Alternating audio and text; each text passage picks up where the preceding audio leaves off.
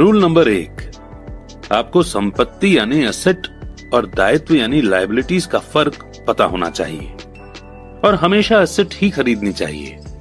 अगर आप अमीर बनना चाहते हैं तो आपको बस इतना ही जानने की जरूरत है। ये पहला रूल है, यही इकलौता रूल है। ये बहुत आसान लगता है पर ज्यादातर लोगों को ये पता ही नहीं है कि ये रूल कितना इंपॉर्टेंट है। ज्यादातर लोग पैसे की प्रॉब्लम में सिर्फ इसलिए उलझे रहते हैं क्योंकि उन्हें ये पता ही नहीं होता कि एसेट और लायबिलिटी में क्या फर्क होता है। अमीर लोग एसेट इकट्ठा करते हैं, गरीब और मिडिल क्लास लोग लायबिलिटी इकट्ठा करते हैं। और मजे की बात यह है कि उन लोगों को यह लगता है कि वे एसेट ही जमा कर रहे हैं। जब अमीर डैडी ने माइक और मुझे यह बताया तो हमने सोचा कि वे मजाक कर रहे हैं। हम 2 बच्चे अमीर बनने का राज जानने के लिए इतने हैरान परेशान थे, जबकि उनका जवाब इतना आसान था। ये इतना ज्यादा आसान था कि हमें इस बात पर सोचने के लिए बहुत देर तक ठहरना पड़ा। एसेट क्या होता है? माइक ने पूछा। अभी उसके बारे में चिंता मत करो, अमीर डैडी ने कहा। अभी सिर्फ इस बात को अपने दिमाग में घुस जाने दो। अगर तुम इसे आसानी से समझ सकते हो तो तुम्हारी जिंदगी का यही प्लान होगा और तुम्हें जिंदगी भर पैसे की कभी दिक्कत नहीं आएगी। यह आसान है इसलिए अनदेखा कर दिया जाता है। आपका मतलब यह है कि हमें बस इतना ही जानने की जरूरत है कि एसेट क्या है। ये जानने के बाद हम उसे हासिल कर लें और अमीर बन जाएं? मैंने पूछा। अमीर डैडी ने हामी भरी और कहा, हाँ, ये इतना ही आसान है। अगर ये इतना आसान है तो फिर हर आदमी अमीर क्यों नहीं बन जाता?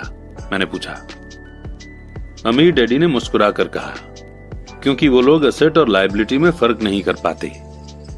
मुझे याद है मैंने पूछा था, बड़े लोग इतना मूर्ख कैसे हो सकते हैं? अगर ये इतना आसान और इतना इंपॉर्टेंट है तो हर कोई इसे जानना या खोजना क्यों नहीं चाहता? एसेट और लायबिलिटी क्या होते हैं ये समझाने में अमीर डैडी को बस कुछ ही मिनट लगे। वो बोले, बड़े लोगों को ये रूल समझाने में मुझे बहुत मुश्किल होती है। क्यों? क्योंकि बड़े लोग खुद को ज्यादा स्मार्ट मानते हैं। मैंने अक्सर देखा है कि ज्यादातर लोग आसान बातों को समझ नहीं पाते। इसका कारण यह है कि उनकी एजुकेशन अलग तरह से हुई है। उन्हें दूसरे प्रोफेशनल्स ने पढ़ाया है, जैसे bankers, accountants, real estate agents, financial planners वगैरह वगैरह। ज्यादातर बड़े लोगों के सामने मुश्किल ये होती है कि उन्हें बहुत कुछ भूलना पड़ता है और एक बार फिर से बच्चा बनना पड़ता है। बड़े लोगों को हमेशा ऐसा लगता है कि मुश्किल जवाब ही ठीक होगा। अगर उन्हें किसी चीज का आसान जवाब बताओ तो वो उसे गलत मानते हैं। अमीर डैडी किस प्रिंसिपल में यकीन करते थे?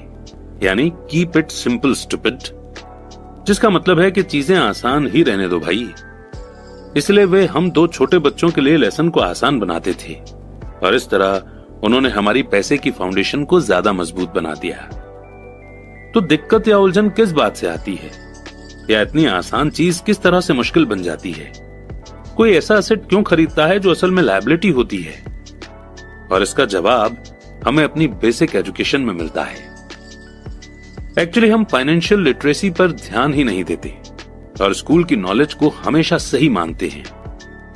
सवाल यह है कि कोई चीज एसेट है या लायबिलिटी, ये पता कैसे चलेगा? अगर आप सचमुच खुद को कंफ्यूज करना चाहें तो इन शब्दों को डिक्शनरी में देख लें। मैं जानता हूं कि वहां दी हुई डेफिनेशन किसी अकाउंटेंट को अच्छी लगती होगी, पर दिक्कत यह है कि आम आदमी उन्हें पूरी तरह से समझ नहीं पाता।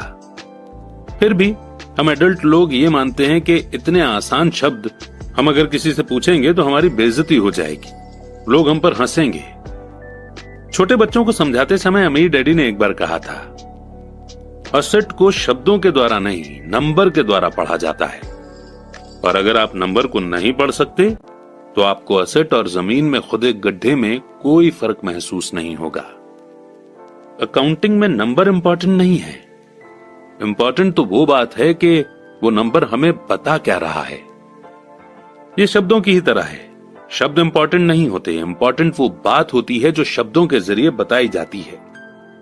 एग्जाम्पल के लिए मैंने हाल ही में एक नया वीसीआर खरीदा। इसके साथ इंस्ट्रक्शन मैनुअल भी था जिसमें समझाया गया था कि अपने वीसीआर को किस तरह से प्रोग्राम किया जाता है। मैं शुक्रवार की शाम को अपनी फेवरेट टीवी शो को रिकॉर्ड करना चाहता था, पर उस मैनुअल को पढ़ते पढ़ते मैं पागल हो गया। मुझे दुनिया में कोई भी काम इतना मुश्किल नहीं लग रहा था जितना कि अपने वीसीआर को प्रोग्राम करना। मैं शब्दों को पढ़ सकता था, पर इसके बावजूद मुझे कुछ समझ नहीं आ रहा था। ऐसा लग रहा था कि मुझे शब्दों को पहचानने में ए ग्रेड मिल रहा था, पर उन्हें समझने में मुझे एफ ग्रेड मिल रहा था। यानी उन्हें समझने में मैं फेल हो रहा था। पर यही ज्यादातर लोगों के साथ पैसे के मामले में होता है। अगर आप अमीर बनना चाहते हैं तो आपको नंबर पढ़ना और उन्हें समझना आना चाहिए।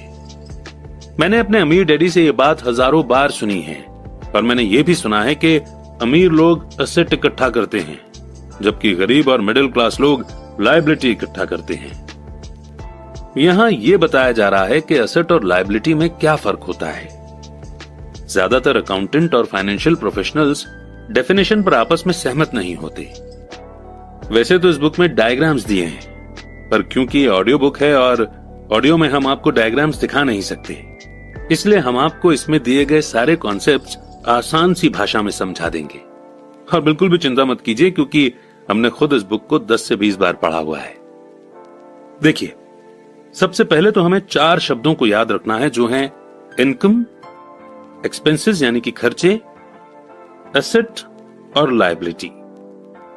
इनकम और एक्सपेंसेस से इनकम स्टेटमेंट बनता है, जिसे अक्सर प्रॉफिट एंड लॉस स्टेटमेंट भी कहा जाता है।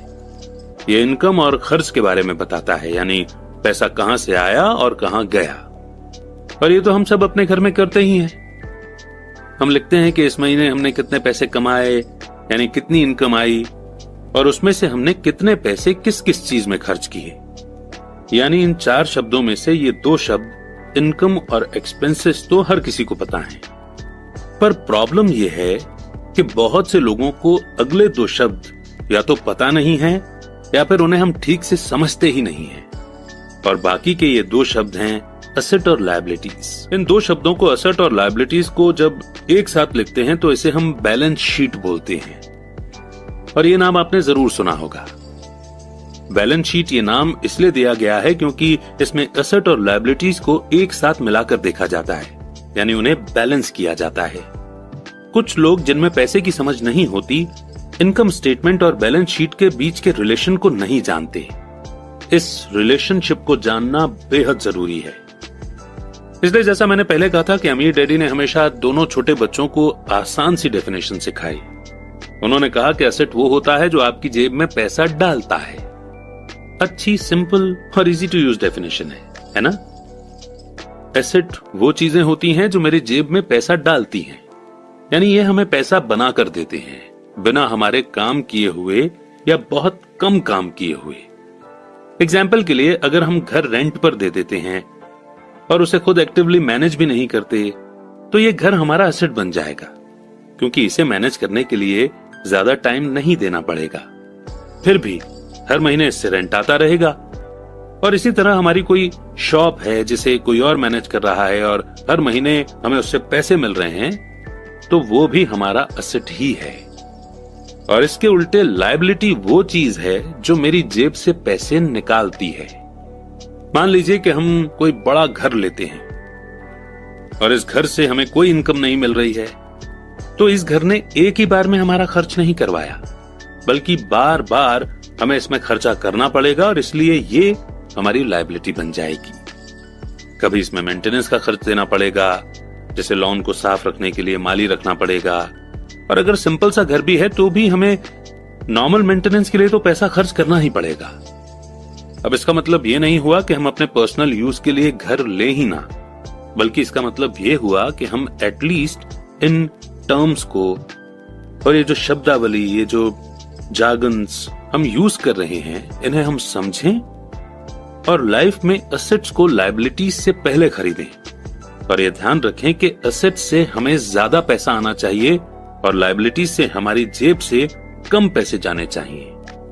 और अगर आसान करें तो असल में आपको इतना ही जानने की जरूरत है कि अगर आप अमीर बनना चाहते हैं तो आप जिंदगी भर एसेट खरीदते रहिए।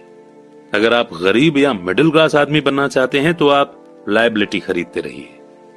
और इनके बीच को फर्क न जानने से ज्यादातर लोग जीवन भर पैसे की तंगी से परेशान रहते हैं। पैसों के लिए एक आदमी इसीलिए परेशान होता रहता है क्योंकि न तो वो इन शब्दों को समझ पाता है और ना ही इन नंबर्स को।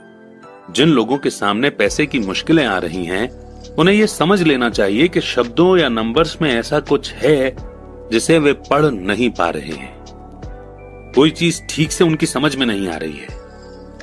अमीर लोग इसीलिए अमीर होते हैं क्योंकि इस मामले में वे पैसे की तंगी से परेशान लोगों से ज्यादा समझदार होते हैं।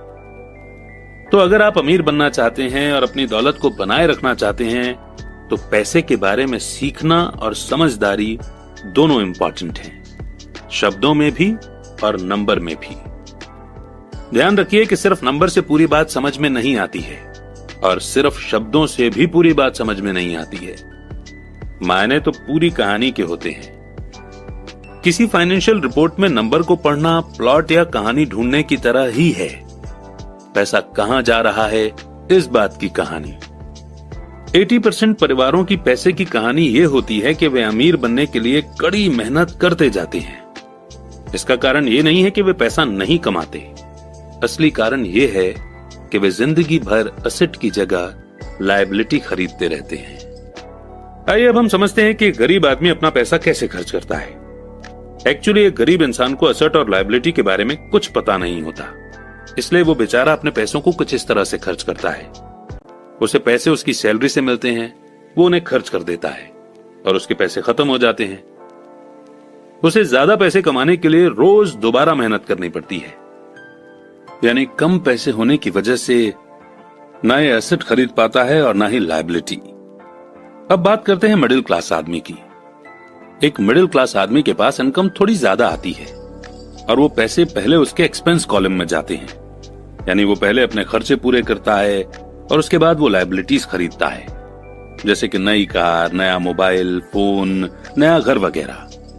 ये लायबिलिटीज उसकी जेब से हर महीने पैसे निकलवाती रहती हैं।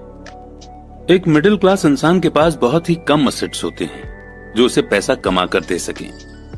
कई मिडिल क्लास लोगों के पास कोई भी एसेट नहीं होता है, यानी कोई पैसिव इनकम का सोर्स नहीं होता है, इसलिए वो पूरी जिंदगी रैट रेस में लगे रहते हैं। फाइनली आता है एक अमीर आदमी का एग्जाम्पल। इसके पैसे खर्चने के तरीके बहुत इंटरेस्टिंग हैं।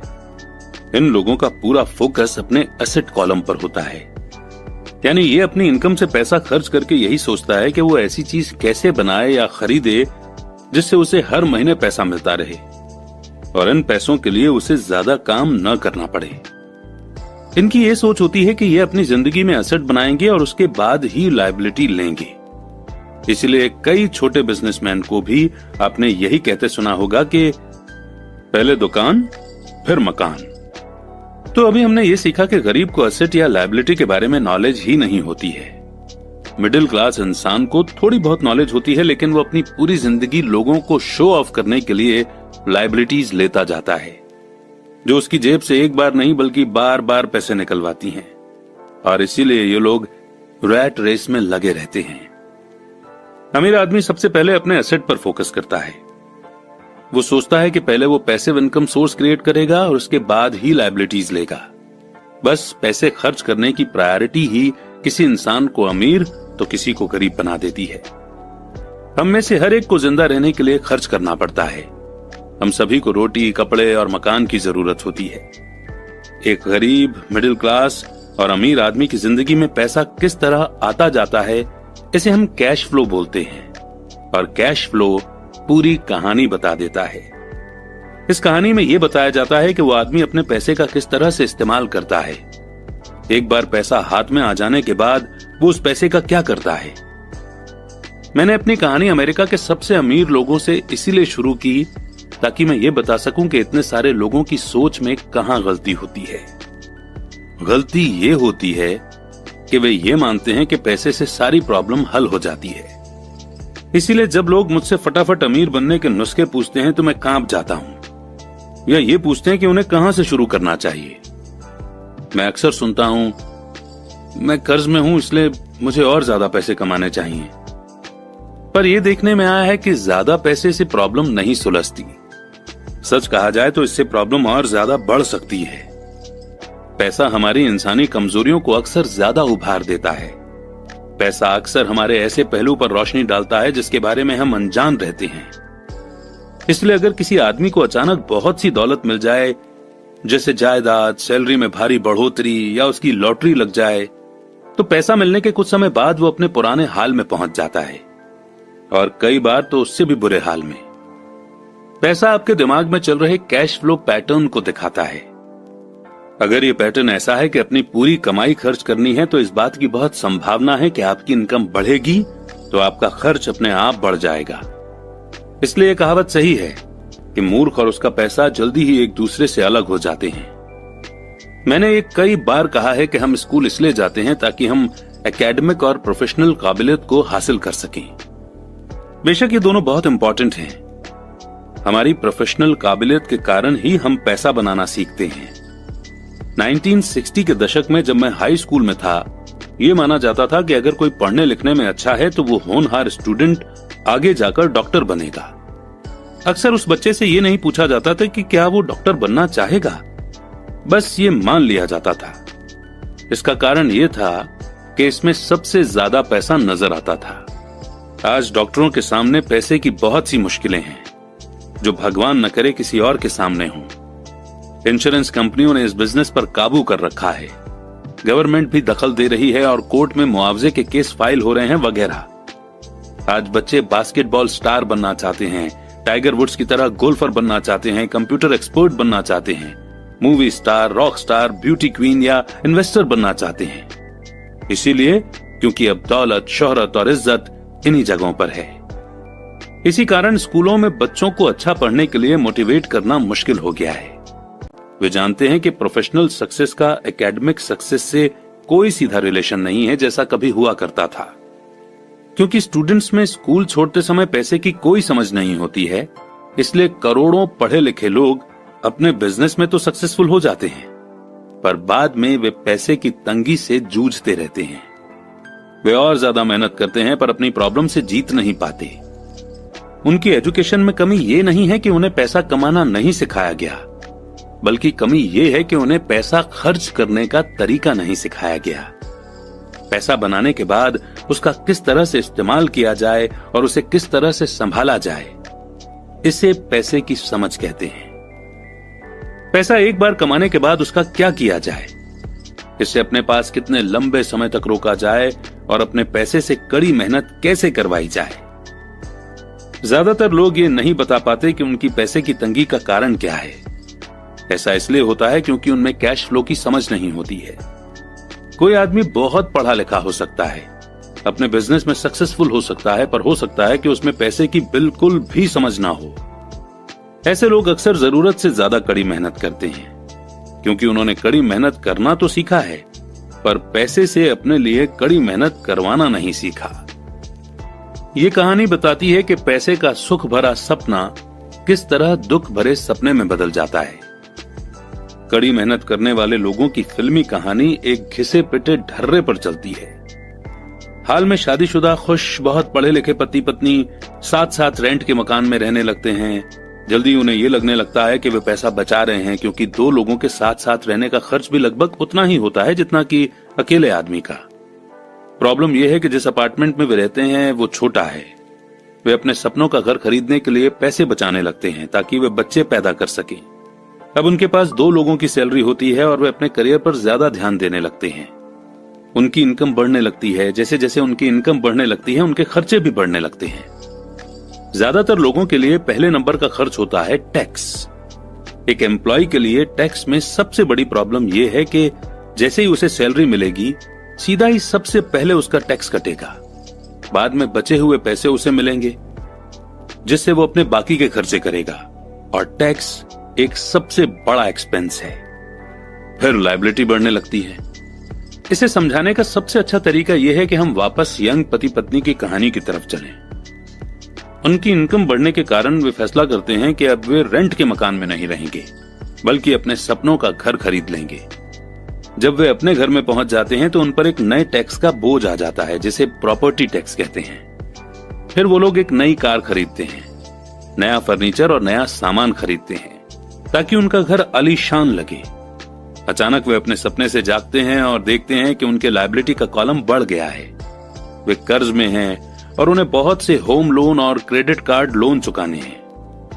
अब वे रैट रेस में फंस चुके हैं। एक बच्चा पैदा हो जाता है, वे और कड़ी मेहनत करते हैं, ये प्रोसेस फिर रिपीट होता है, ज्यादा पैसा आता है, उस पर ज्यादा टैक्स लगता है और तभी उनके पास एक क्रेडिट कार्ड आ जाता है। वे उसका इस्तेमाल करते हैं। जब वो खत्म हो जाता है तब एक लोन कंपनी का आदमी आकर उन्हें बताता है कि उनका सबसे बड़ा एसेट, उनका घर, उसकी कीमत बढ़ गई है। कंपनी उन्हें एक बिल कंसोलिडेशन लोन देने का ऑफर करती है क्योंकि उनकी क्रेडिट हिस्ट्री बहुत अच्छी है। कंपनी उन्हें यह भी बताती है कि समझदारी इसी में होगी कि वे अपने ऊंचे इंटरेस्ट रेट पर लिए गए कंज्यूमर लोन को उनके क्रेडिट कार्ड से चुका दें और इसके अलावा उनके घर पर लगने वाले इंटरेस्ट से उन्हें टैक्स में छूट यानी कि एग्जेम्पशन भी मिलेगी। वे ऐसा ही करते हैं और ज्यादा इंटरेस्ट रेट वाले क्रेडिट कार्ड का पेमेंट कर देते हैं। इसके बाद वे राहत की सांस लेते हैं कि उन्होंने क्रेडिट कार्ड का हिसाब साफ कर दिया है। अब उन्होंने अपने कंज्यूमर लोन को होम लोन में बदल लिया है। उनका पेमेंट भी कम हो जाता है क्योंकि उन्हें अपने कर्ज को 30 साल की इंस्टॉलमेंट में चुकाना है। प्रॉब्लम से डील करने का यही स्मार्ट तरीका है। उनके पड़ोसी आते हैं और उन्हें शॉपिंग पर चलने के लिए इनवाइट करते हैं।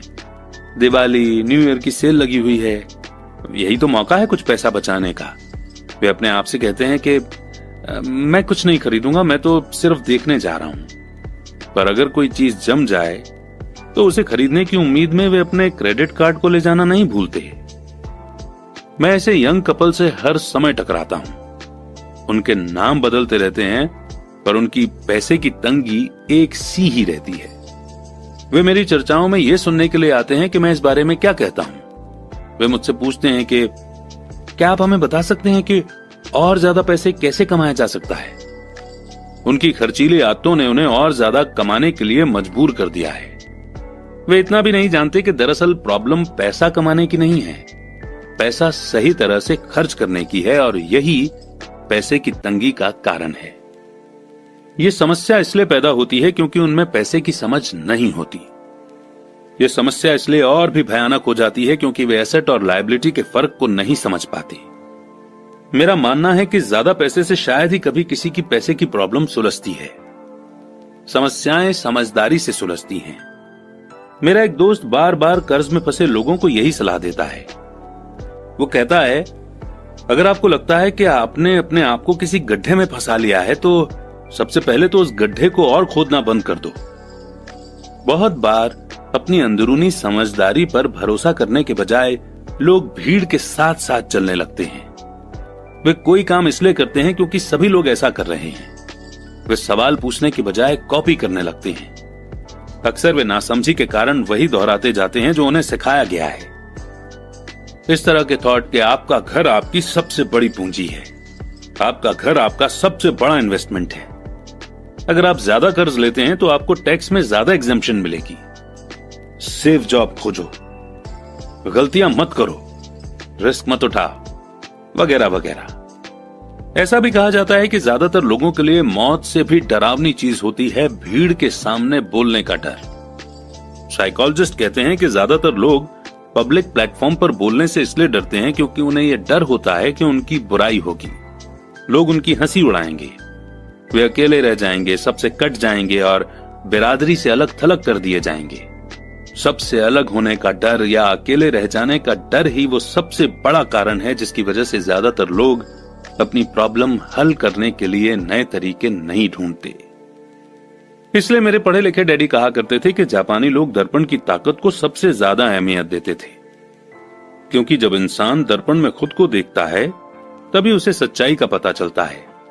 और ज्यादातर लोग खतरे मत उठाओ इसलिए कहते हैं क्योंकि वे खुद डरे हुए होते हैं। ये किसी भी चीज के बारे में कहा जा सकता है, जैसे गेम में, रिलेशनशिप में, करियर में, पैसों का डर, समाज से कट जाने का डर।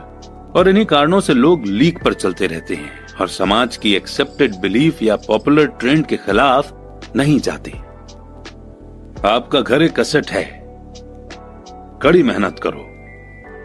प्रमोशन का सवाल है, एक दिन मैं वाइस प्रेसिडेंट बन जाऊंगा। पैसे बचाओ, जब मेरी सैलरी बढ़ेगी तो मैं एक बड़ा घर खरीद लूंगा। म्यूचुअल फंड सेफ हैं। भीड़ के साथ चलने और पड़ोसियों के ऐशो आराम की कॉपी करने के कारण पैसे की बहुत सी प्रॉब्लम पैदा होती है। कई बार हम सभी को दर्पण में देखने की जरूरत होती है और हमें अपने डर के बजाय अपनी अंदरूनी समझदारी से सोचना चाहिए। जब माइक और मैं 16 साल के हुए तो हमें स्कूल में प्रॉब्लम आने लगी थी। हम बुरे बच्चे नहीं थे, हम सिर्फ अपने आप को भीड़ से अलग कर रहे थे। स्कूल के बाद और शनिवार रविवार को हम माइक के डैडी के लिए काम करते थे। माइक और मैं अक्सर घंटों तक उसके डैडी के साथ बैठे रहते थे जब वे अपने बैंकर्स, वकीलों, अकाउंटेंट, ब्रोकर, इन्वेस्टर्स, मैनेजर्स और एम्प्लॉइज के साथ डिस्कशन करते थे। माइक के डैडी ने 13 साल की उम्र में स्कूल छोड़ दिया था और अब वे पढ़े लिखे लोगों को रास्ता दिखा रहे थे, उन्हें ऑर्डर और इंस्ट्रक्शंस दे रहे थे, उनसे सवाल पूछ रहे थे। पढ़े लिखे लोग उनकी एक आवाज पर दौड़े चले आते थे और उनके गुस्से से डरते थे। यह आदमी कभी भीड़ के साथ नहीं चला। इस आदमी ने खुद के दम पर सोचा और फैसले किए।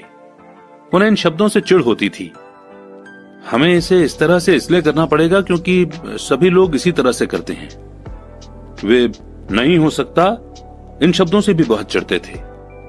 अगर आप हमसे कोई काम करवाना चाहते थे तो आपको बस इतना ही कहना था, मुझे लगता है कि आप इसे नहीं कर सकते। माइक और मैं उनके साथ रहकर जितना सीखे उतना हमने स्कूल के बिताए सालों में कभी नहीं सीखा, कॉलेज में भी नहीं। माइक के डैडी के पास स्कूल की एजुकेशन तो नहीं थी, पर उनके पास पैसे की नॉलेज थी और इसी कारण वे सक्सेसफुल भी थे। वे हमें बार बार बताया करते थे कि एक समझदार आदमी अपने से ज्यादा समझदार लोगों को जॉब पर रख सकता है। इसीलिए माइक और मुझे समझदार लोगों की बातें सुनने और उनसे सीखने का फायदा मिला। पर इसके कारण माइक और मैं दोनों ही उस सोशल बिलीफ के साथ नहीं चल पाए जो हमारे टीचर हमें सिखाते थे और इस वजह से कई प्रॉब्लम्स पैदा हो गई। जब कोई टीचर कहता था कि अगर तुम्हें अच्छे नंबर नहीं मिलते हैं तो तुम दुनिया में कुछ नहीं कर सकते, तो माइक और मैं अपनी भवें चढ़ा लेते थे। जब हमें घिसे पेटे ढर्रे पर चलने को कहा जाता था और रूल्स को फॉलो करना सिखाया जाता था तो हमें यह लगता था कि स्कूल की एजुकेशन दरअसल क्रिएटिविटी का गला घोंट देती है।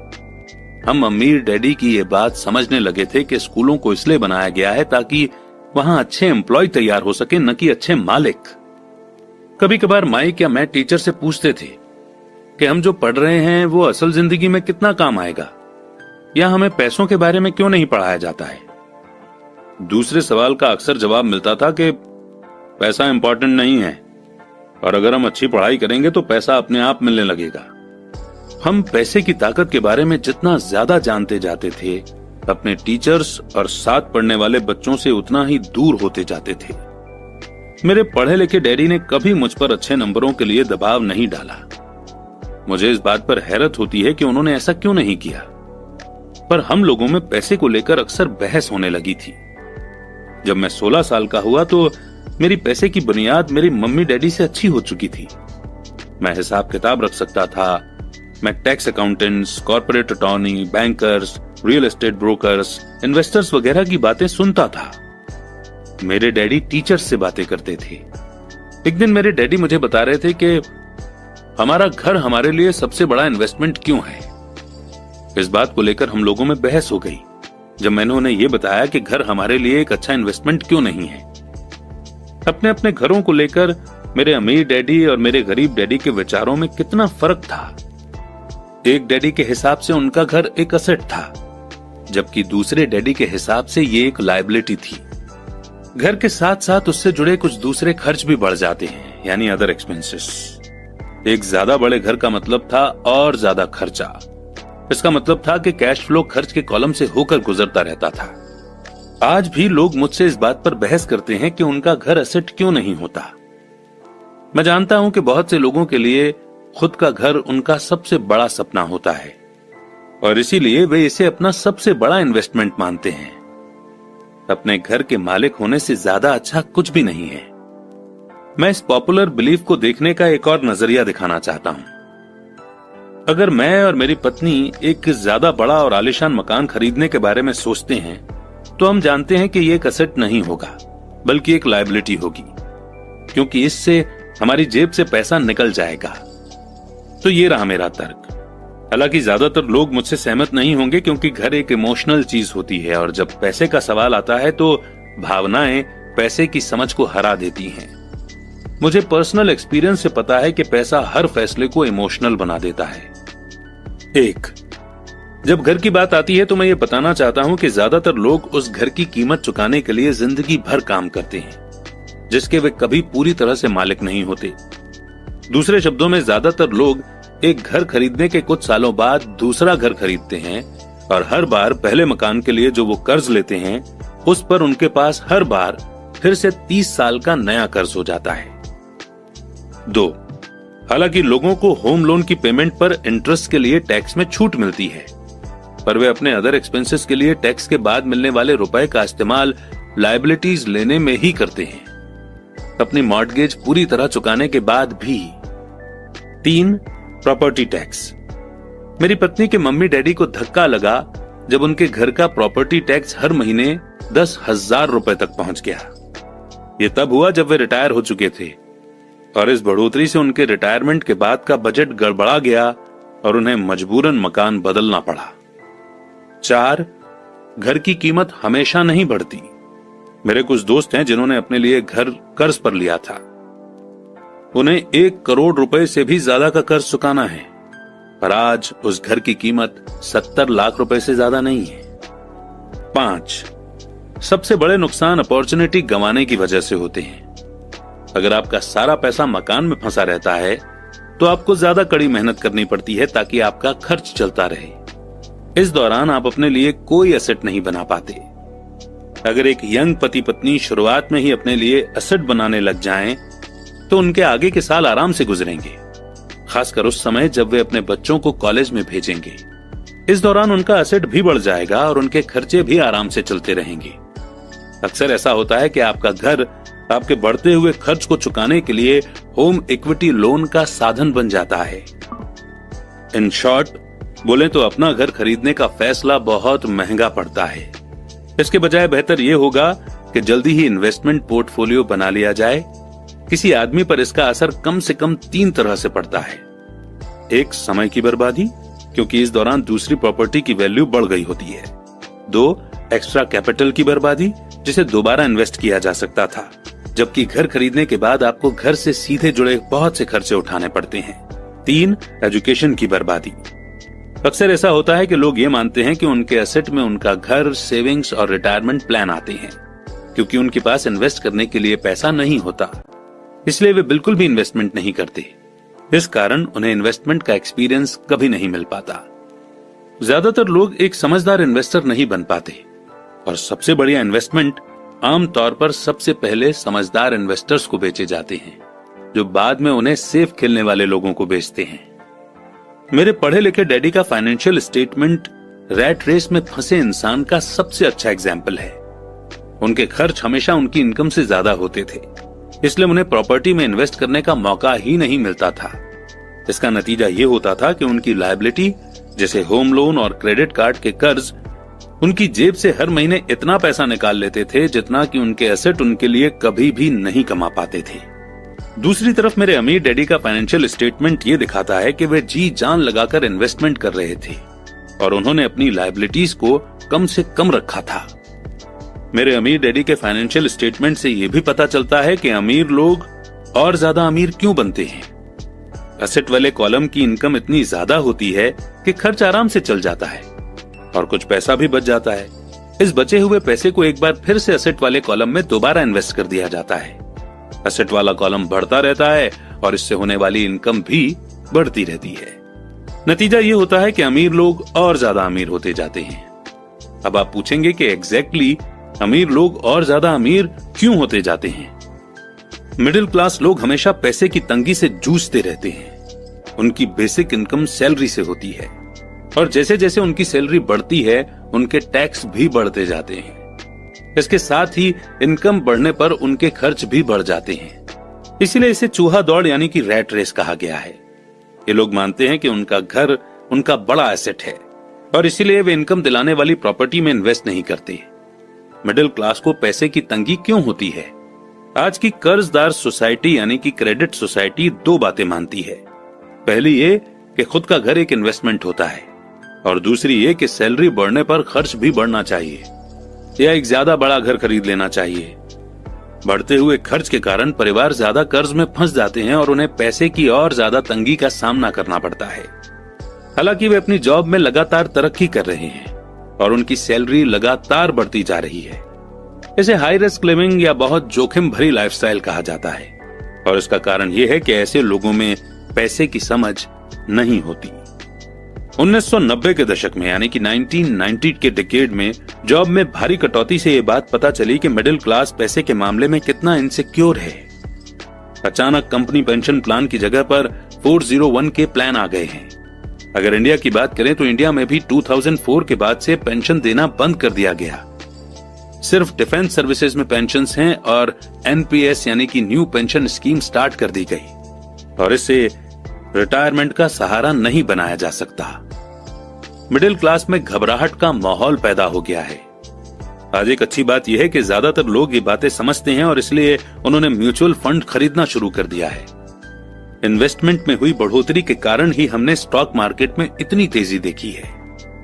आज मिडिल क्लास की बढ़ती मांग को पूरा करने के लिए नए नए म्यूचुअल फंड बनते जा रहे हैं। म्यूचुअल फंड इसलिए पॉपुलर हैं क्योंकि वे सेफ होने के सिंबल हैं।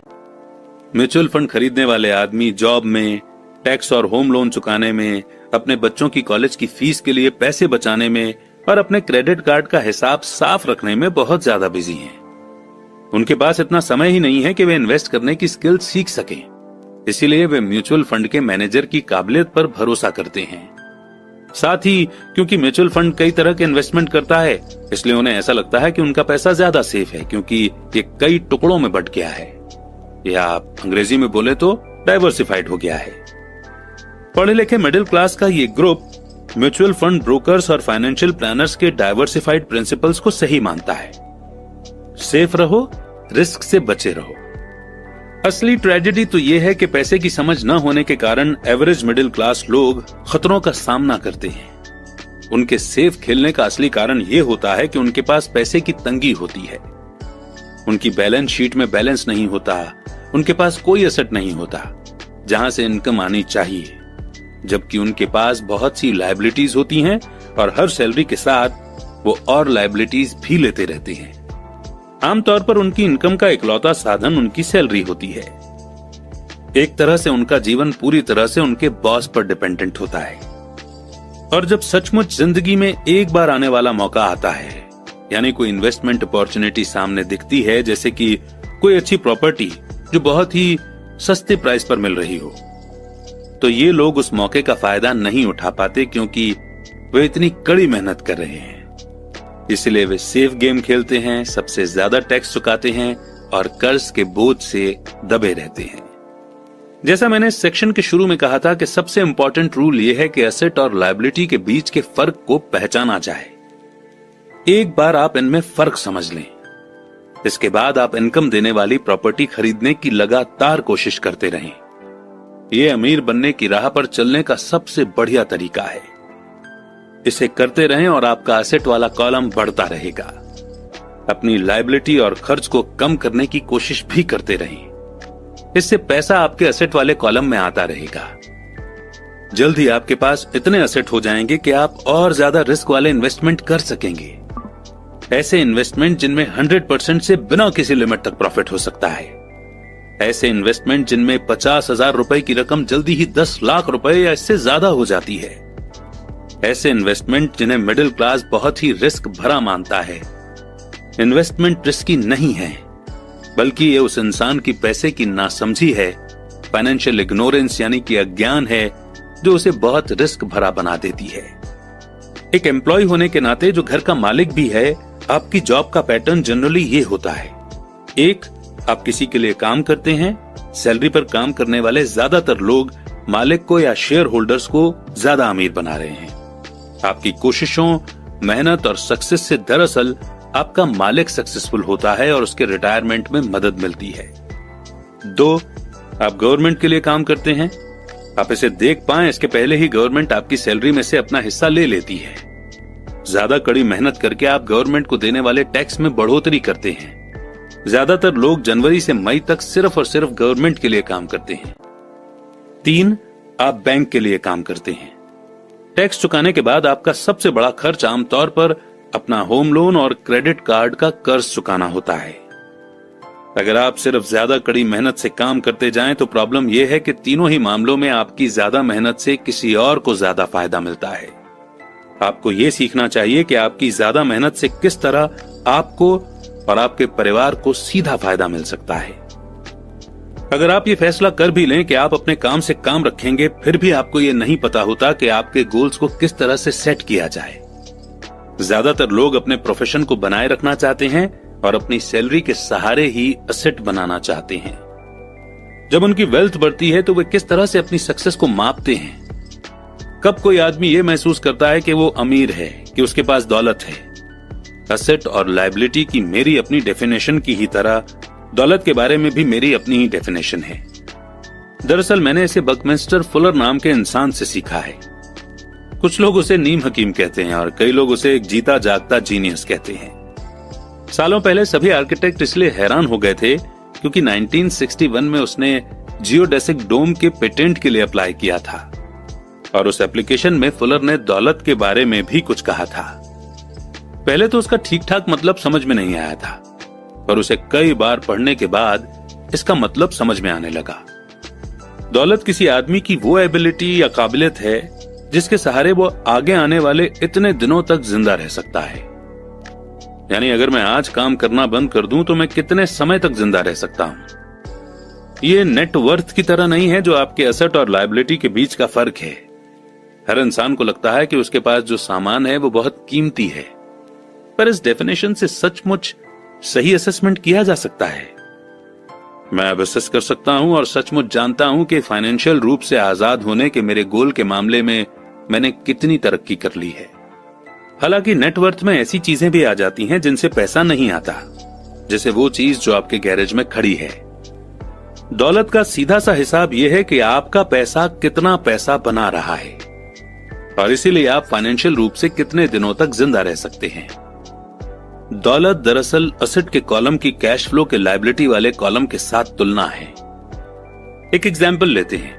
मान लीजिए कि मेरे पास हर महीने में अपने एसेट से 10,000 रुपए कैश आ रहा है और मेरा खर्च हर महीने 20,000 रुपए है। तो सवाल यह है कि मेरे पास कितनी दौलत है। अब हम बकमिस्टर फुलर की डेफिनेशन की तरफ चलते हैं। उनके डेफिनेशन के हिसाब से मैं कितने दिनों तक जिंदा रह सकता हूं।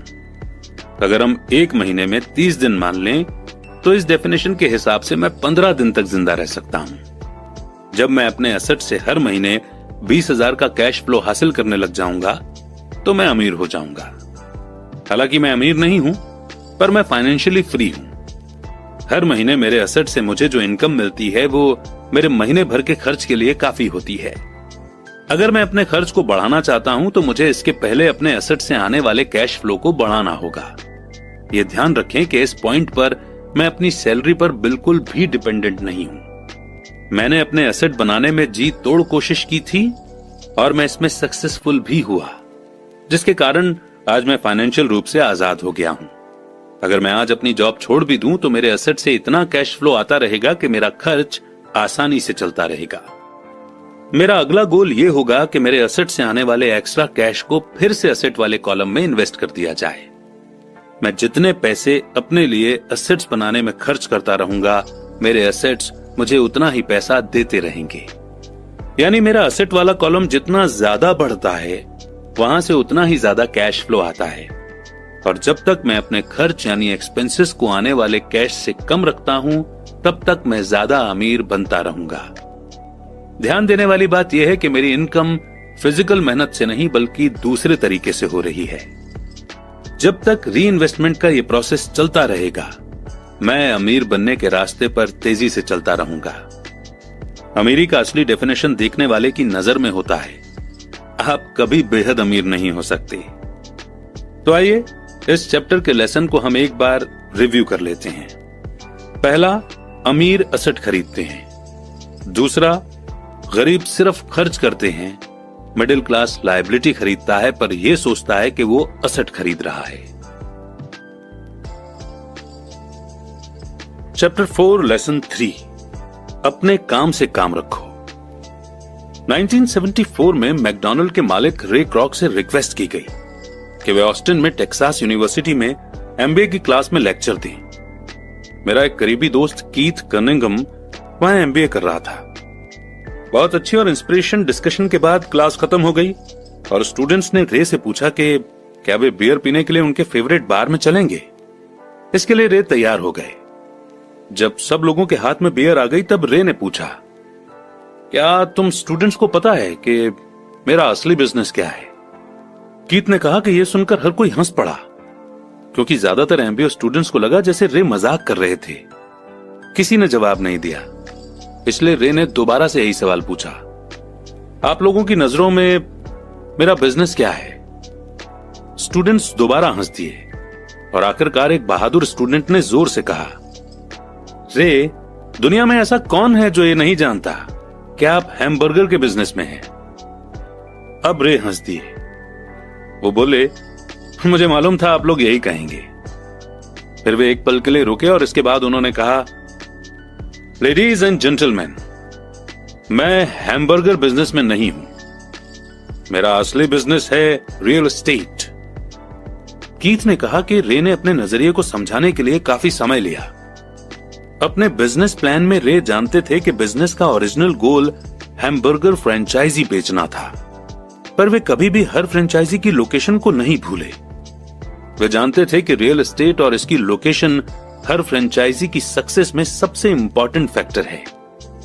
बेसिकली वो आदमी जो फ्रेंचाइजी खरीद रहा था और रे क्रॉक के ऑर्गेनाइजेशन की फ्रेंचाइजी चेन का मेंबर बनता था, तो वो ही उस जमीन के लिए पैसे दे रहा था और उसे खरीद रहा था। आज मैकडॉनल्ड दुनिया में रियल एस्टेट का सबसे बड़ा अकेला मालिक है, जिसके पास कैथोलिक चर्च से भी ज्यादा रियल एस्टेट है। आज उनके पास अमेरिका और दुनिया के दूसरे देशों में सबसे कीमती चौराहे और नुक्कड़ हैं। कीथ ने कहा कि ये उसकी जिंदगी का बहुत बड़ा सबक था। आज कीथ के पास कार धोने का बिजनेस है, पर उसका असली बिजनेस है कार धोने के गैरेज के नीचे का रियल एस्टेट। पिछले चैप्टर के अंत में हमने ये बताया था कि ज्यादातर लोग दूसरों के लिए काम करते हैं, बस अपने लिए काम नहीं करते। वे पहले तो कंपनी मालिकों के लिए काम करते हैं, फिर टैक्स के कारण गवर्नमेंट के लिए काम करते हैं और आखिरकार बैंक के लिए काम करते हैं, जो उनके मॉर्गेज का मालिक होता है। जब हम छोटे थे तो हमारे आसपास मैकडॉनल्ड का कोई फ्रेंचाइजी आउटलेट नहीं था, पर मेरे अमीर डैडी ने माइक और मुझे वही सबक सिखा दिया था जो टेक्सास यूनिवर्सिटी में रे क्रॉक ने सिखाया था। यह अमीरों का सीक्रेट नंबर 3 है। अगला सीक्रेट यह है कि अपने काम से काम रखो। लोगों की जिंदगी में पैसों की तंगी इसलिए आती है क्योंकि वे अपनी सारी जिंदगी दूसरों के लिए काम करते रहते हैं। कई लोगों के पास तो जिंदगी भर काम करने के बाद भी अपने लिए कुछ नहीं बच पाता। हमारा प्रेजेंट एजुकेशन सिस्टम आज के बच्चों में एकेडमिक स्किल्स डेवलप करके उन्हें अच्छी जॉब दिलाने के लिए तैयार करता है। उनकी जिंदगी उनकी सैलरी के चारों तरफ घूमती है, या जैसे पहले बताया जा चुका है, उनके इनकम वाले कॉलम के चारों तरफ। और ज्यादा एकेडमिक स्किल्स को डेवलप करने के बाद वे अपनी प्रोफेशनल क्वालिफिकेशन को बढ़ाने के लिए और हायर एजुकेशन हासिल करते हैं। वे engineer, scientist, chef, police officer, artist, writer वगैरह बनने के लिए पढ़ाई करते हैं। उनकी प्रोफेशनल क्वालिफिकेशन उन्हें काम करने और पैसा कमाने का मौका देती है, पर ध्यान रहे वे पैसे के लिए काम करते हैं। आपके प्रोफेशन और आपके बिजनेस में बहुत बड़ा फर्क है। मैं अक्सर लोगों से पूछता हूं कि आपका बिजनेस क्या है, और वो कहते हैं कि मैं एक बैंकर हूं। फिर मैं उनसे पूछता हूं कि क्या वे बैंक के मालिक हैं, और आमतौर पर उनका जवाब होता है, नहीं, मैं वहां काम करता हूं। इस तरह उन्होंने अपने प्रोफेशन और अपने बिजनेस को एक ही समझ लिया है। उनका प्रोफेशन एक बैंकर का हो सकता है, पर उनका अपना बिजनेस कुछ भी नहीं है। रे क्रॉक अपने प्रोफेशन और अपने बिजनेस के बीच के फर्क को बहुत अच्छी तरह से जानते थे। उनका प्रोफेशन हमेशा वही था, वे एक सेल्समैन थे। एक समय वे मिल्क शेक के लिए मिक्सचर बेचते थे और कुछ ही समय बाद वे हैमबर्गर की फ्रेंचाइजी बेचने लगे। हालांकि उनका प्रोफेशन हैमबर्गर फ्रेंचाइजी बेचने का था, पर उनका बिजनेस इनकम दिलाने वाले रियल एस्टेट को इकट्ठा करना था। स्कूल्स के साथ एक प्रॉब्लम यह है कि आप जो सब्जेक्ट पढ़ते हैं आप वही बन जाते हैं। एग्जाम्पल के लिए, अगर आप कुकिंग के बारे में स्टडी करते हैं तो आप शेफ बन जाते हैं। अगर आप लॉ के बारे में स्टडी करते हैं तो आप वकील बन जाते हैं। और अगर आप ऑटो मैकेनिक स्टडी करते हैं तो आप मैकेनिक बन जाते हैं। जो पढ़ा जाए वही बन जाने में गलती यहां होती है कि लोग अपने काम से काम रखना भूल जाते हैं। वे अपना सारा जीवन दूसरे के काम पर ध्यान देने में लगा देते हैं और इस तरह उसे अमीर बनाते हैं। फाइनेंशियल रूप से सिक्योर बनने के लिए किसी आदमी को अपने काम से काम रखने की जरूरत है। जैसा पहले बताया जा चुका है, नंबर 1 रूल ये जानना है कि एसेट और लायबिलिटी के बीच फर्क होता है और इसलिए हमें एसेट ही खरीदना चाहिए। अमीर लोग अपने एसेट बनाने पर ध्यान देते हैं जबकि बाकी सभी लोग अपने इनकम को बढ़ाने पर ध्यान देते हैं। इसलिए हमें यह बहुत सुनने में आता है कि मुझे ज्यादा सैलरी की जरूरत है, काश कि मुझे प्रमोशन मिल जाए, मैं एक बार फिर स्कूल जाकर और ट्रेनिंग लेने वाला हूं ताकि बेहतर जॉब पा सकूं, मैं ओवर टाइम करने वाला हूं, शायद मुझे कोई पार्ट टाइम काम मिल जाए, मैं 2 हफ्ते में जॉब छोड़ रहा हूं, मुझे एक नई जॉब मिल गई है जिसमें सैलरी ज्यादा हो। ज्यादातर ये समझदारी की बातें मानी जाती हैं, पर अगर आप रे क्रॉक की बात समझ लेते हैं तो ऐसा करके आप अपने काम से काम नहीं रख रहे हैं। तो आइडिया यह है कि सारे लोग सिर्फ अपनी इनकम को इंक्रीज करने में लगे हुए हैं, लेकिन अगर वो इनकम से आ रहे पैसों को एसेट खरीदने में लगाते हैं जिससे उन्हें और पैसे आएं, तो वो अमीर बन सकते हैं। गरीब और मिडिल क्लास के ज्यादातर लोग फाइनेंशियल रूप से पुरानी सोच वाले होते हैं, यानी मैं रिस्क नहीं उठा सकता, यानी कि उनका कोई फाइनेंशियल बेस नहीं होता। वे अपनी जॉब से चिपके रहते हैं, वे गेम को सेफ तरीके से ही खेलते हैं। जब टेक्नोलॉजी इंप्रूव होने की वजह से कम एम्प्लॉयज की जरूरत होने लगी तो बहुत से लोगों की जॉब चली गई। उस वक्त लाखों करोड़ों लोगों को पता चला कि जिसे वे अपना सबसे बड़ा एसेट मानते थे, यानी कि उनका घर, वो उन्हें जिंदा मार रहा है। उनका घर नाम का ही एसेट था, क्योंकि घर हर महीने उनकी जेब से पैसे निकलवा रहा था। उनकी कार, उनके दूसरे एसेट भी उन्हें जिंदा मार रहे थे।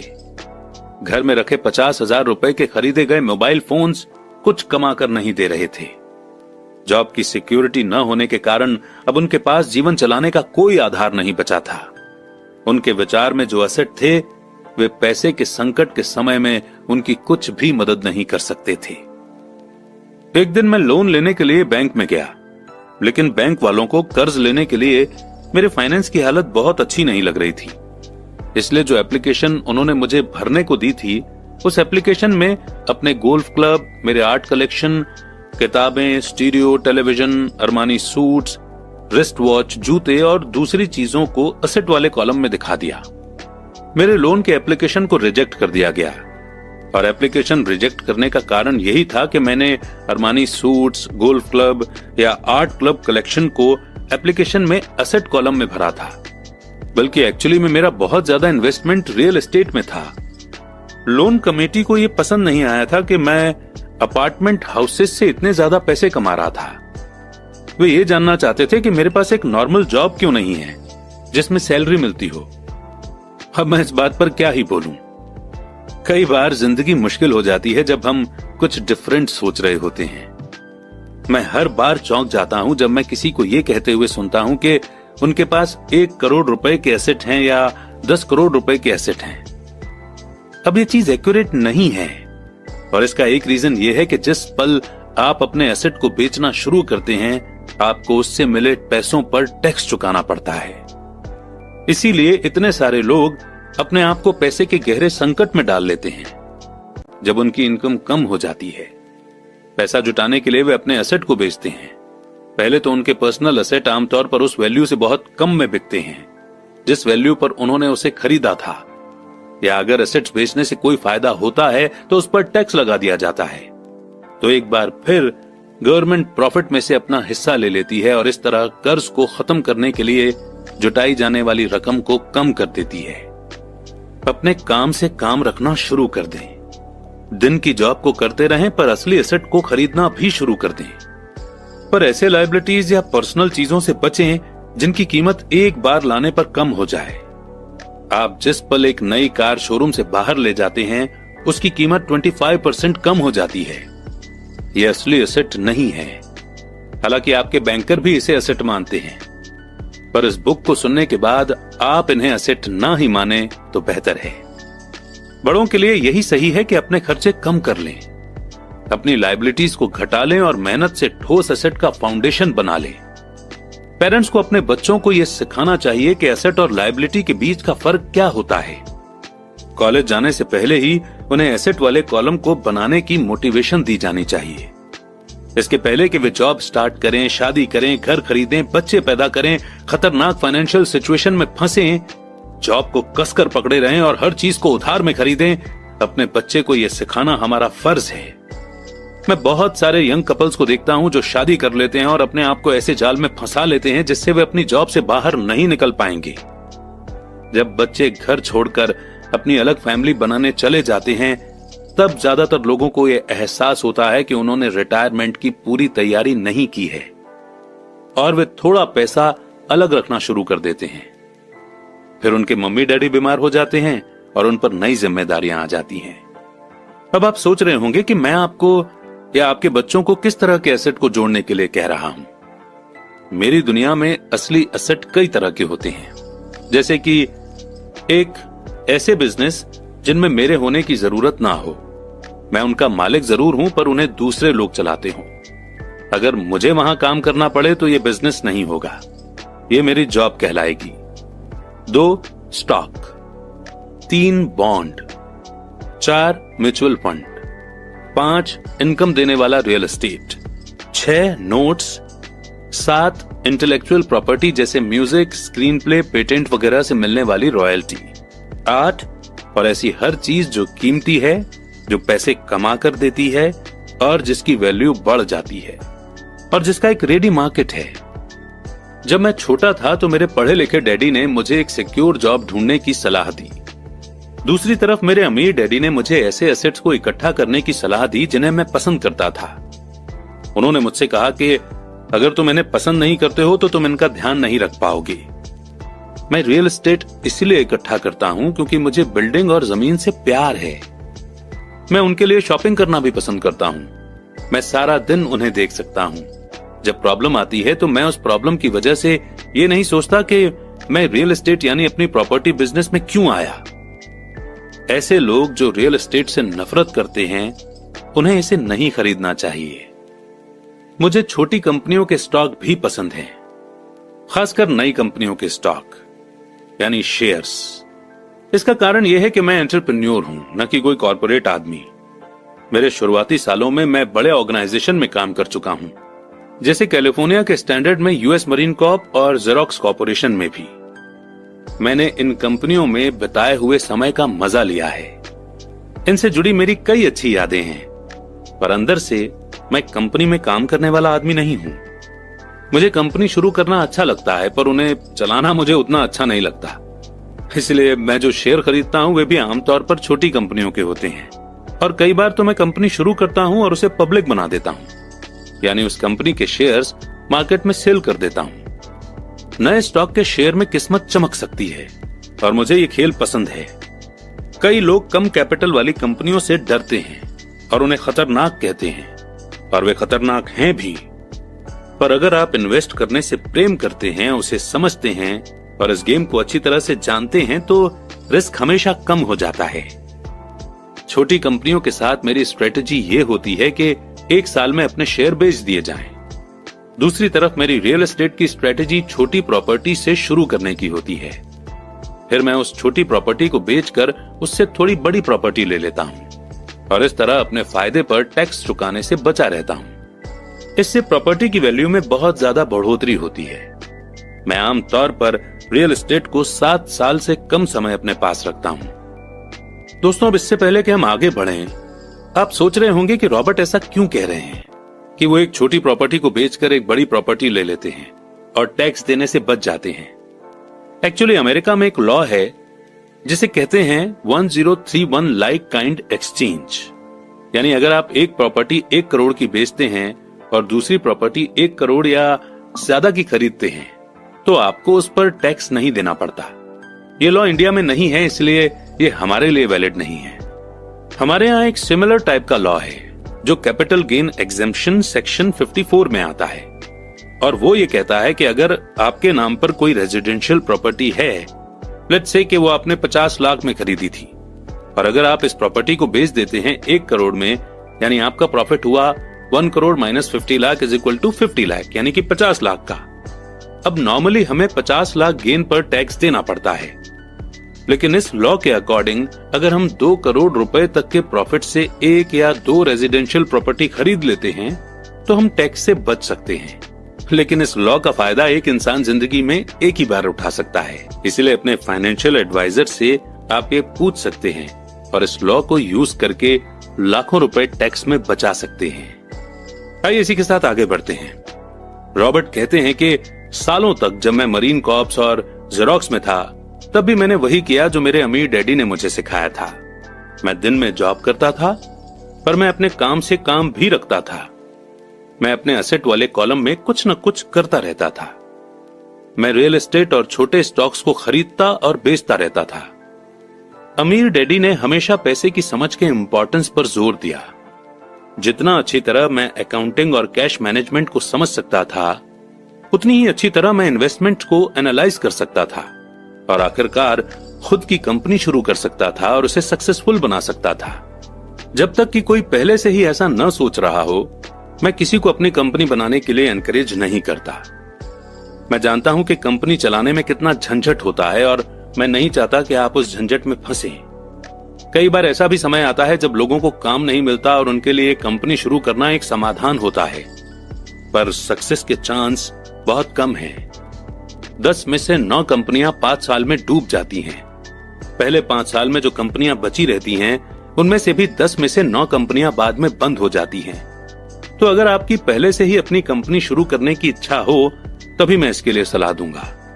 नहीं तो दिन में अपनी जॉब करते रहें और अपने काम से काम रखें। जब मैं कहता हूं कि अपने काम से काम रखें, तो मेरा मतलब यह है कि आप अपने एसेट वाले कॉलम को ज्यादा मजबूत बनाते रहें। एक बार इसमें 10 रुपए का नोट जाए तो वो बाहर ना निकलने पाए। इसे इस तरह से सोचें कि जब 10 रुपए का नोट आपके एसेट वाले कॉलम में जाता है तो वो आपका एम्प्लॉय बन जाता है। पैसे के बारे में सबसे अच्छी चीज ये है कि ये हर दिन 24 घंटे काम करता है और ऐसा पीढ़ियों तक कर सकता है। अपनी जॉब करते रहें, एक अच्छे मेहनती एम्प्लॉय की तरह काम करें, पर अपने एसेट वाले कॉलम को बढ़ाते रहें। जब आपका कैश फ्लो बढ़ता है तब आप कुछ लग्जरी चीजें खरीद सकते हैं। इस बारे में एक इंपॉर्टेंट फैक्ट यह है कि अमीर लोग लग्जरी की चीजें सबसे बाद में खरीदते हैं, जबकि गरीब और मिडिल क्लास लोग इन चीजों को सबसे पहले खरीदते हैं। गरीब और मिडिल क्लास लोग अक्सर बड़े घर, हीरे, फर, ज्वेलरी या कार जैसी लग्जरियस चीजें इसलिए खरीद लेते हैं ताकि वे अमीर दिख सकें। वे अमीर दिखते हैं, पर असल में वे उधार के दलदल में गहरे धंसते चले जाते हैं। वे लोग जिनके पास पीढ़ियों से पैसा है, जो लंबे समय से अमीर हैं, वे अपने एसेट वाले कॉलम को सबसे पहले बनाते हैं। फिर एसेट वाले कॉलम से होने वाली इनकम उनके लिए महंगी चीजें खरीद लेती है। गरीब और मिडिल क्लास लोग अपने खून पसीने की कमाई और बच्चों को दी जाने वाली जायदाद की कीमत पर ऐसी चीजें खरीदते हैं। सच्ची लग्जरी असली एसेट में इन्वेस्ट करने और उसे बढ़ाने का मोटिवेशन देती है।